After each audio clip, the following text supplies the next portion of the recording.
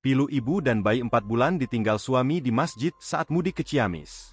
Seorang ibu dan anaknya berumur 4 bulan ditinggalkan suaminya di Masjid Kaum Ciawi, tepatnya wilayah Kecamatan Ciawi, Kabupaten Tasikmalaya, Selasa, 1 April 2025, pagi.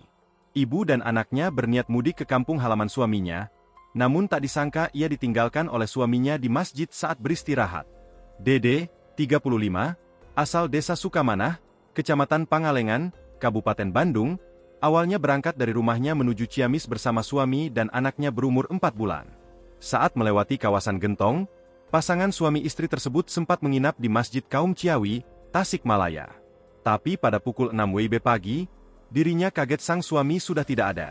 Dede bersama anaknya tersebut tertinggal sehingga kebingungan mencari keberadaan suaminya tersebut.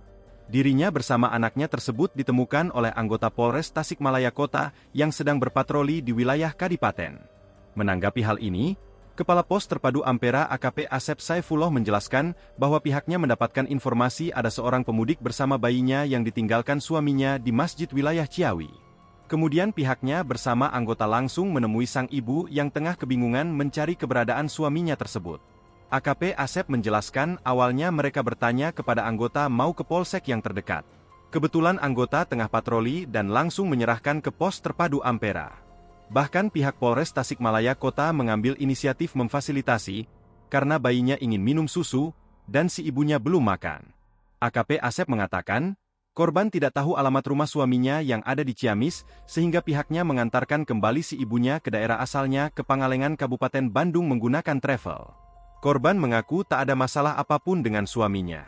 Yang jelas kami juga belum mengetahui penyebabnya.